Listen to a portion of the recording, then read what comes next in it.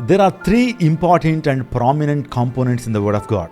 One is prophecies, second one promises, third one principles. దేవుని వాక్యంలో 3 ప్రాముఖ్యమైనటువంటి కాంపోనెంట్స్ ఉన్నాయి, ప్రాముఖ్యమైన అంశాలు ఉన్నాయి.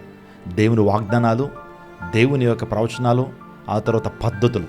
ఈ 3 కూడా కలిసినటువంటిదే పరిశుద్ధ గ్రంథం. ఈ ప్రపంచంలో గ్రంథరాజ్యంగా పిలువబడడానికి కారణాలు ఇవే. దేవుని వాగ్దానాలు నిత్యం ఉండేటువంటివి. ఆయన వాగ్దానం చేసి వాటిని మీరేటువంటి వాడు కాదు. దేవుని వాగ్దానాన్ని కూడా ఆయన నెరవేర్చుకున్నాడు. బైబిల్ గ్రంథంలో మనం చూస్తున్నప్పుడు ఆయన చేసిన ప్రతి వాగ్దానాన్ని ఆయన భక్తుల పట్ల దేవుడు నెరవేర్చుకున్నాడు. రెండోదిగా ప్రొఫెసీస్, ప్రవచనాలు. బైబిల్ గ్రంథంలో ప్రవచనాలు అవి నిత్యము ఉండేటువంటివి. ఆ ప్రవచనం ఒకటి కూడా నిరర్ధకం కాలేదు. చాలామంది ప్రపంచానికి ప్రవచనకారులు వచ్చారు, చాలామంది ఫోర్ టెల్లర్స్ వచ్చారు. వారి ప్రవచనాలు 2, 3 నెరవేర్చబడినాయి, కానీ దేవుని లేఖనాల్లో అంటే పరిశుద్ధ గ్రంథంలో చెప్పబడిన ప్రతి ప్రవచనం కూడా నెరవేర్చబడింది. 3 పద్ధతులండి. దేవుడు కొన్ని ప్రిన్సిపల్స్ ఇచ్చాడు. ఆ ప్రిన్సిపల్స్ని బట్టి మనం నడిచినప్పుడు వాగ్దానాలు స్వతంత్రించుకుంటాం. దేవుని యొక్క ప్రవచనాలు కూడా మన జీవితంలో నెరవేర్చబడతాయి. కాబట్టి ఈ షార్ట్ మీకు దేవునికరంగా ఉందని నమ్ముతున్నాను. ఈ 3 గుర్తుపెట్టుకోండి. దేవుని వాక్యం సజీవమైనది, బలము కలిగింది, నిజంగా గొప్ప ఆశీర్వాదం తీసుకొచ్చేది. దేవుడిని దీవించి ఆశీర్వదించును గాక.